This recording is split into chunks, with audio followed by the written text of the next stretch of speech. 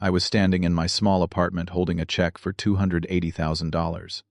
The weight of it had nothing to do with the paper itself. It represented 3 years of my life, 3 years of watching my parents fade away while I held their hands through every moment. My father had passed from cancer 6 months ago, my mother from Alzheimer's just 2 months after him. The money felt heavy because it meant they were really gone. My phone rang. It was Marcus, my older brother, and his voice carried an unusual excitement that made my stomach tighten even before he spoke. Before I tell you how everything unraveled, I want to hear from you. Where are you watching from? Drop your location in the comments below. If you have ever dealt with family members who felt entitled to what is yours, hit that like button because you are not alone in this. And subscribe because what happened next taught me the hardest lesson about love, loyalty, and knowing when to walk away. Now let me take you back to where it all started. Growing up, Marcus was always the golden child. He was the firstborn, the one my parents invested everything in. Private school tuition, study abroad programs in France, seed money for his first business venture. I do not blame them for it.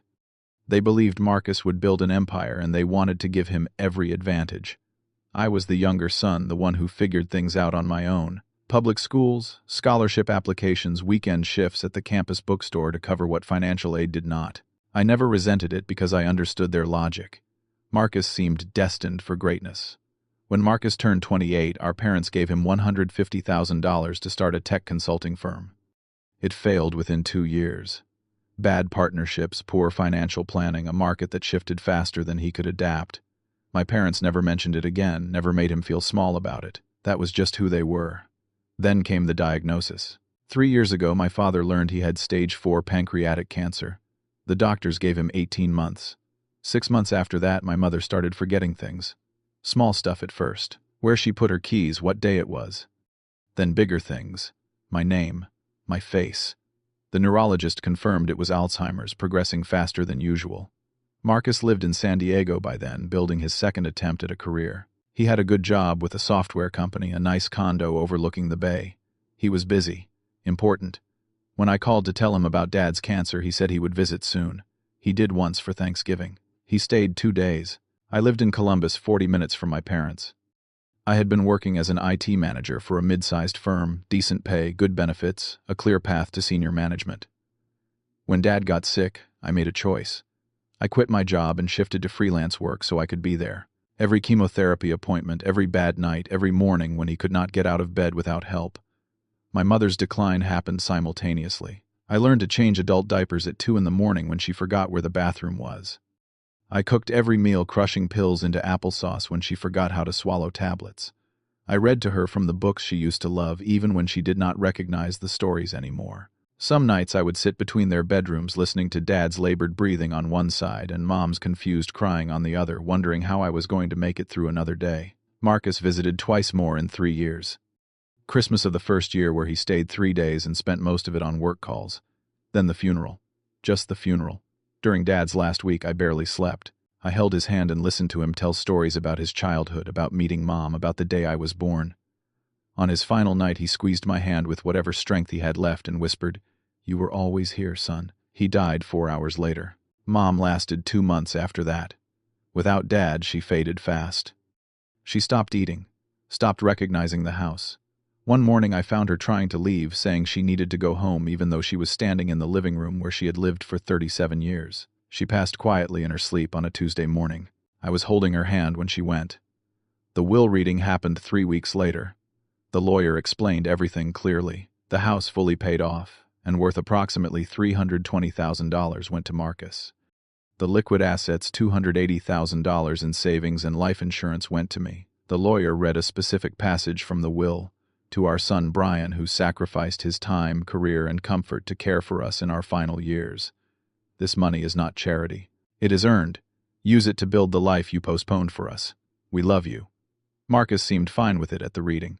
He shook my hand, said the split seemed fair. I thought that was the end of it. I was wrong. 2 weeks after the estate closed, my phone rang. Marcus's name lit up the screen, and when I answered, his voice carried that same unusual excitement I mentioned before. "Brian. Great news. Sarah and I are getting married." Sarah was his girlfriend of 2 years, a marketing director he had met through work.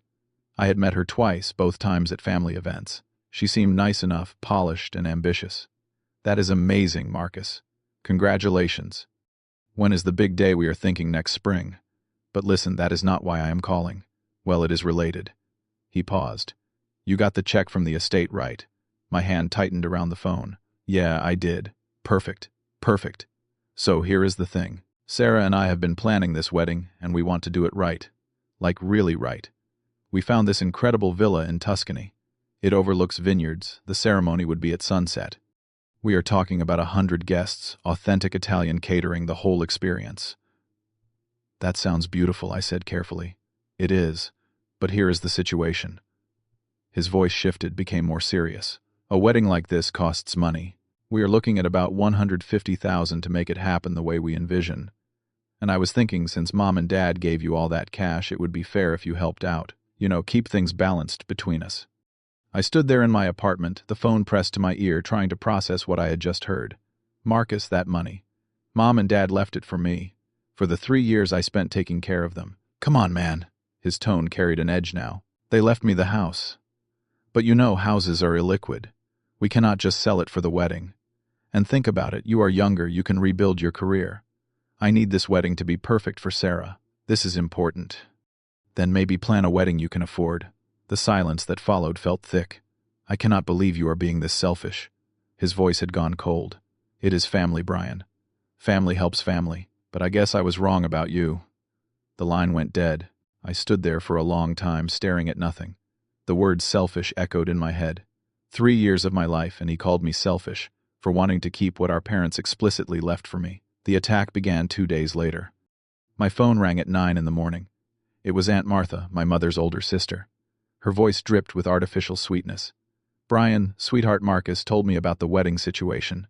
I closed my eyes. Of course he did. He mentioned you were having some hesitation about helping out. Honey, I just think you should consider what your parents would have wanted.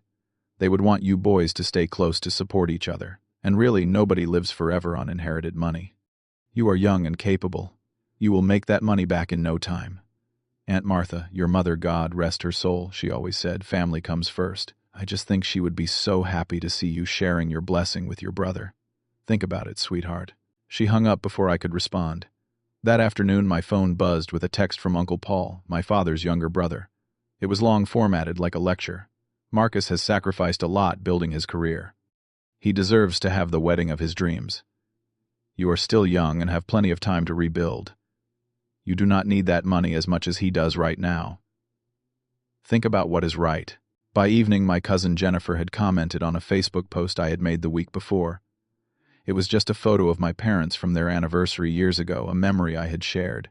Her comment read, "Beautiful. I am sure they would want their sons to support each other," followed by a heart emoji. 17 people had liked it. I felt surrounded. Nobody asked me about those 3 years. Nobody mentioned the career I had given up, the relationships that had fallen apart because I had no time, the nights I had spent, so exhausted I fell asleep sitting up in a chair. They only talked about what Marcus deserved, what Marcus needed, how Marcus should have his perfect day. The pressure built through the week. More texts, more calls, more social media messages framed as concern but carrying the same underlying demand. Give Marcus the money. Be a good brother.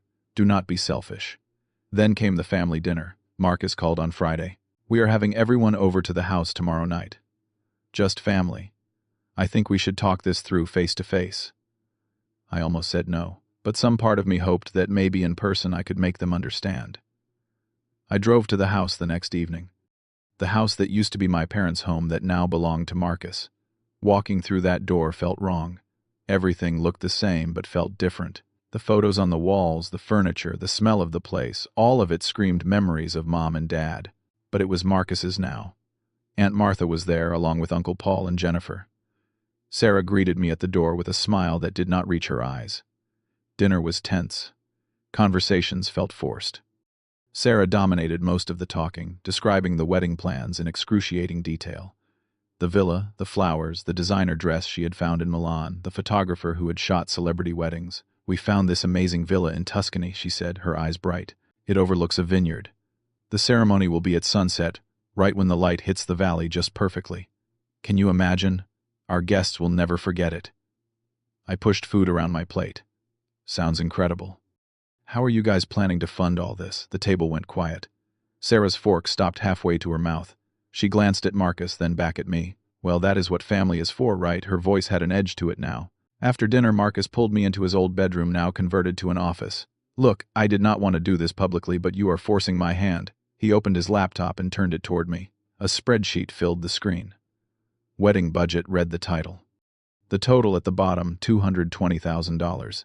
I need $150,000 from you. The house is tied up. I cannot touch that equity without refinancing, and that would take months. Mom and Dad would want this, Brian. They would want me to have a beautiful wedding. Marcus, they gave me that money for a reason. I gave up 3 years, and I gave up getting help when I needed it. His voice rose sharply. Dad refused to loan me more after the business failed. He said I had to learn responsibility. But you got handed nearly $300,000 just for playing nurse. The words hit me like a physical blow. Playing nurse. 3 years of watching them die was playing nurse. Changing Mom's diaper at 3 in the morning while she cried because she did not know who I was, that was playing. Holding Dad's hand through chemotherapy, watching him vomit until there was nothing left, that was playing. Sleeping in a chair between their rooms because I was terrified one of them would need me and I would not hear them, that was playing. My vision blurred. I stood up my chair, scraping loudly against the floor. Get out of my way, Marcus. I walked past him through the house, hearing Sarah and Aunt Martha whispering in the kitchen. I did not stop. I did not look back. I got in my car and drove home through tears that made the streetlights blur into long streaks of light. The campaign continued. 3 days later, an email arrived from Sarah. The subject line read, "I hope you will reconsider." It was 3 paragraphs of carefully worded manipulation. She understood this was difficult. She knew family dynamics were complicated. But Marcus deserved happiness after his business failure. He had always been there for the family in his own way. This wedding was not just about money, it was about showing Marcus that I valued him. At the bottom was a postscript with a link. They had created a GoFundMe page for the wedding. It had raised $8,000 from friends and colleagues. The description painted them as a struggling couple trying to build a life together with no mention of the inheritance fight. That night at 11:45, my phone buzzed with texts from Marcus. You know what, keep your money, but do not expect me at Thanksgiving. Mom and Dad would be ashamed of you.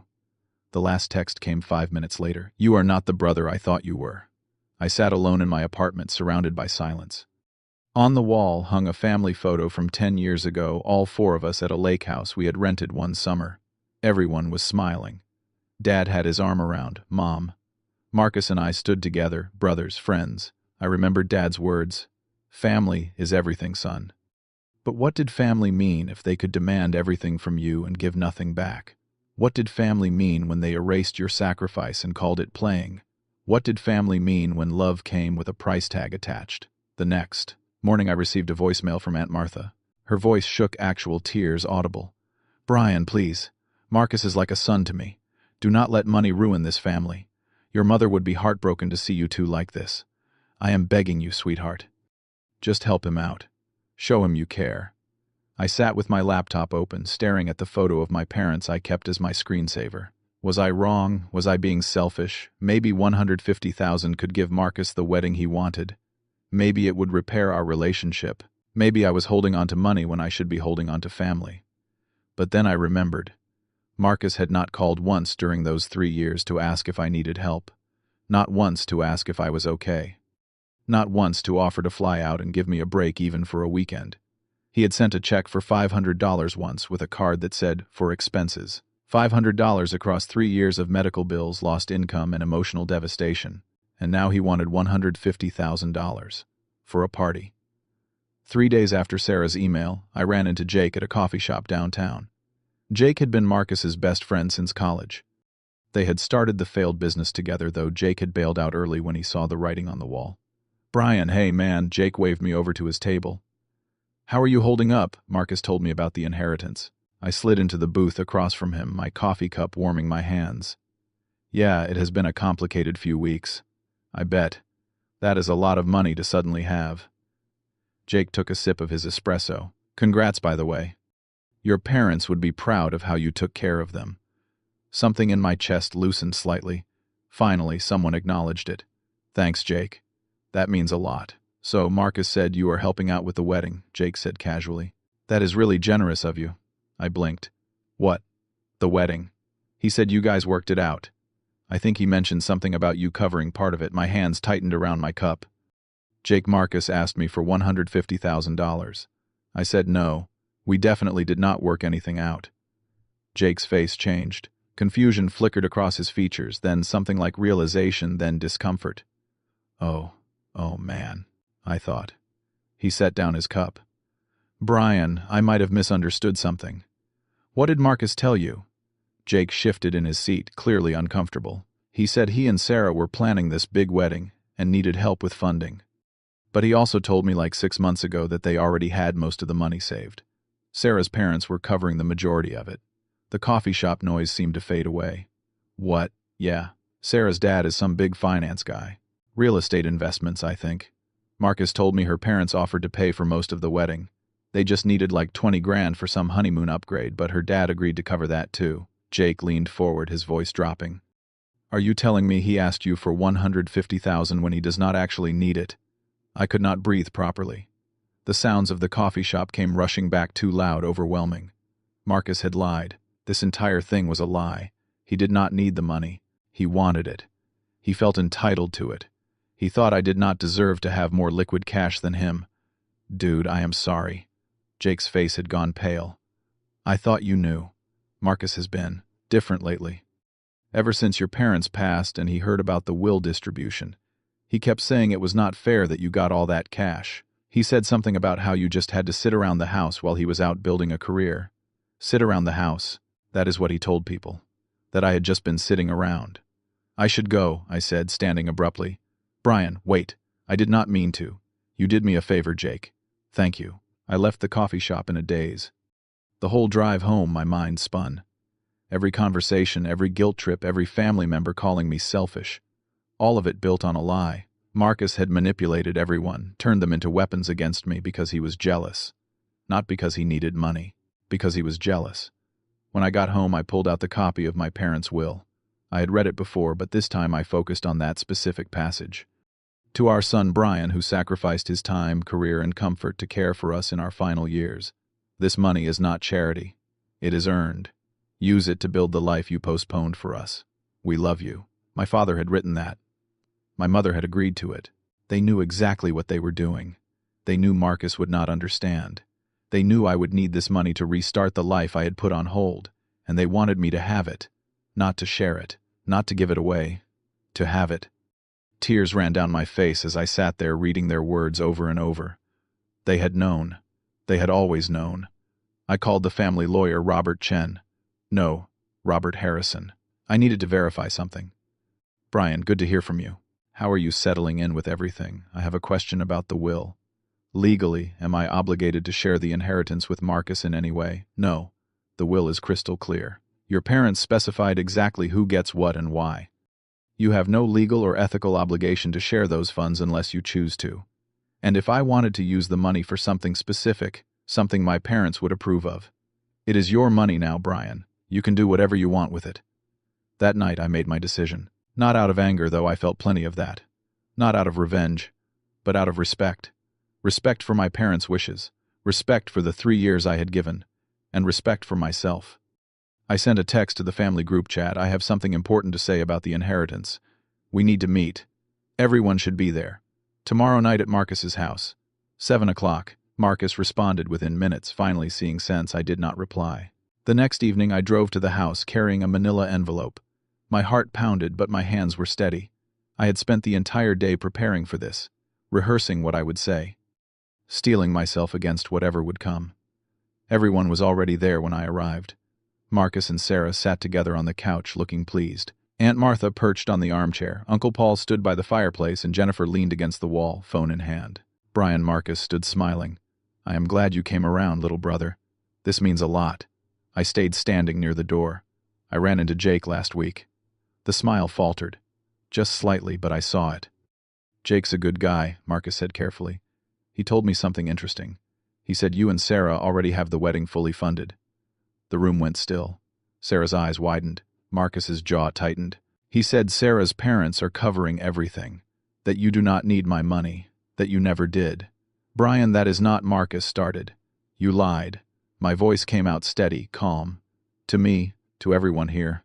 You manipulated our entire family into pressuring me. You made them think I was selfish for not helping my struggling brother. But you are not struggling.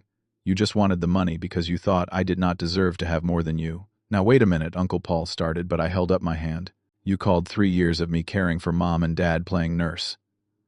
I looked directly at Marcus. You told me they would be ashamed of me. You said I was not the brother you thought I was. I turned to face everyone in the room. Did any of you ask me what those 3 years were like? Did anyone visit help with medical bills, sit with them during chemotherapy? Did anyone call to see if I was okay, if I needed a break, if I needed help? Silence. Aunt Martha looked down at her hands. Uncle Paul shifted uncomfortably. No. But you all felt entitled to tell me what to do with money my parents explicitly left to me as payment for those years. I opened the manila envelope and pulled out a document. This is a copy of Mom and Dad's will. I want everyone to read this part. I read aloud, to our son Brian, who sacrificed his time, career, and comfort to care for us in our final years. This money is not charity. It is earned. Use it to build the life you postponed for us. We love you. My voice cracked slightly on the last sentence, but I pushed through. They knew what they were doing. They wanted me to have this money, not to fund a wedding, not to make things equal, but because I earned it. Brian, Sarah stood up. I am not giving you a cent, Marcus. Not now. Not ever. But I am doing something with this money. Something Mom and Dad would actually approve of. I pulled out my phone and opened the notes I had prepared. $100,000 is going to establish a memorial fund for cancer and Alzheimer's research in Mom and Dad's names. $50,000 is paying off the remaining medical bills from their care. $30,000 is going into savings for my future. And $100,000 is helping me restart my career, possibly opening my own consulting firm. The room was completely silent. This is what Mom and Dad would want. Not designer dresses and Italian villas. Something meaningful. Something that honors who they were and what they believed in. Marcus stood up, his face red. You self-righteous, I am done here. I cut him off. Do not contact me again unless you are ready to apologize. Not for asking for money, but for everything else, for the lies, for the manipulation, for dismissing 3 years of my life as playing nurse, for turning my grief into your opportunity. I walked toward the door. Sarah jumped up and followed me. Brian, wait, Marcus did not mean it like that. He is just stressed about the wedding, and I stopped and turned to face her. Yes, he did. And so did you. You both knew exactly what you were doing. I left, got in my car, drove away without looking back. And for the first time in months, I felt like I could breathe. The first week after the confrontation was eerily silent. No calls, no texts, no angry emails or manipulative voicemails. Marcus had blocked me on every social media platform. I checked once out of curiosity and found myself unfriended, blocked, erased from his digital life as thoroughly as if I had never existed. On day 5, my phone buzzed with a text from Aunt Martha. Just one sentence. You were harsh, but maybe you had a right to be. I am sorry I did not ask about those 3 years. I stared at the message for a long time before typing back, thank you. Uncle Paul never contacted me. Jennifer unfriended me on Facebook without a word. The family fractured cleanly, lines drawn without discussion. But the silence, rather than feeling lonely, felt freeing. No more guilt trips. No more pressure. No more having to defend my right to keep what my parents had left me. For the first time since Mom and Dad died, I slept through an entire night. The second month brought new beginnings. I used the $100,000 I had allocated to start Davies Tech Solutions, a consulting firm specializing in IT infrastructure for small businesses and nonprofits. I rented a small office space in downtown Columbus, bought the necessary equipment, and started reaching out to old contacts from before I had left my career. The work felt good, purposeful. I had forgotten what it was like to use my skills to solve problems that did not involve medication schedules and insurance claims. My first client was a nonprofit working with homeless youth. They needed their entire network rebuilt. I gave them a fair rate and threw myself into the project. During this time, I also started attending a support group for caregivers. The Columbus Caregiver Alliance met every Thursday evening in a church basement. I walked in nervously that first night, not sure what to expect. That was where I met Amanda. She was 31, a graphic designer who had spent 2 years caring for her father through ALS. We started talking after the meeting, both of us lingering by the coffee table, neither quite ready to go home to empty apartments yet. It is strange, is it not? She said, stirring sugar into her coffee. How people do not really understand unless they have been through it. Nobody asks about it, I replied. They just assume you are fine now that it is over. But it is never really over. She looked at me with eyes that had seen the same exhaustion, the same helplessness. It changes you. We started getting coffee after meetings, then lunch on weekends. Amanda understood in ways my family never had. She did not need me to explain the guilt of feeling relieved when it was finally over. She got it. Not everyone understands what we went through, she told me one afternoon, as we walked through a park near her apartment. But it made us stronger, more empathetic. We know what matters now. The third month brought the charity donation. I attended a formal ceremony at a research hospital where I presented a check for $100,000 to establish the Robert and Helen Davies Memorial Fund for cancer and Alzheimer's research. Standing at the podium, looking out at doctors and researchers and other donors, I felt my parents' presence more strongly than I had since they died. My parents taught me that sacrifice is not a transaction, I said into the microphone. It is an act of love. You do not sacrifice because you expect something in return. You do it because the person matters more than your comfort. This fund honors their memory and supports others fighting the same battles they fought. Thank you. The applause felt secondary to the sense of rightness in my chest. This was what they would have wanted, not a villa in Tuscany. This. Then in the 6th month, everything shifted again. Jake called me on a Tuesday afternoon. Brian, I thought you should know. Marcus and Sarah broke up. I sat down slowly. What happened? They called off the wedding, 2 weeks before it was supposed to happen. Turns out Marcus has been gambling online. Poker, mostly. He is into some serious debt. Like $60,000 deep. My breath caught. How long? At least a year, maybe more. Sarah found out when a collections agency called her at work. Marcus had put her down as a reference. She went through his finances and realized he had been lying about a lot of things. Not just the wedding money. Everything. After hanging up with Jake, I sat in my office staring at nothing. I did not feel vindicated. I did not feel like justice had been served. I just felt sad. Sad for Marcus, sad for what our family had become, sad for the brother I used to know before jealousy and lies had rotted everything. 2 weeks later, an email appeared in my inbox. The subject line read, "I am sorry." I almost deleted it without opening it. But curiosity won. You were right about everything. I was jealous, bitter. I blamed you for getting what I thought I deserved.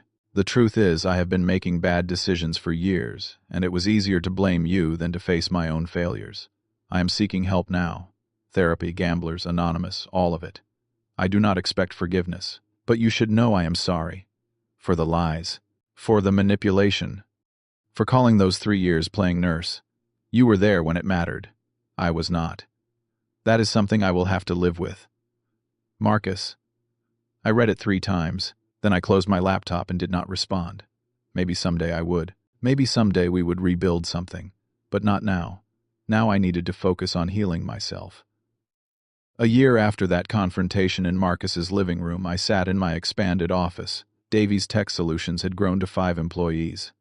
We had steady contracts with a dozen nonprofits and small businesses. Amanda and I were dating now, taking it slow, building something healthy and honest. On my desk sat a framed photo of Mom and Dad from their 40th anniversary. Every morning I looked at it and thought, I hope I made you proud.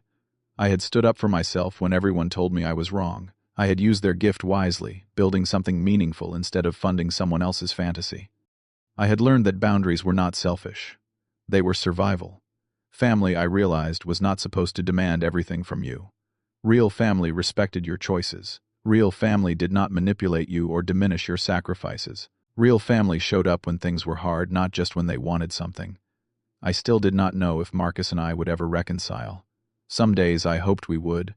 Other days I accepted that we might not. But I knew this, I did not regret my choice. Because for the first time in years, I was living for me. I was building a life my parents would be proud of. I was surrounding myself with people who valued me. I was finally free from the weight of other people's expectations. And that freedom, that peace, that sense of being truly seen and valued, was priceless. They said I owed them my inheritance for their dream wedding. What they got instead was a lesson they would never forget, and so did I. Sometimes the greatest gift you can give yourself is permission to say no. Sometimes the family you choose matters more than the family you are born into. Sometimes walking away is not giving up. It is growing up. I still look at that photo of my parents every morning. And I think they understand. I think they knew this would be hard. But they trusted me to make the right choice. and I did.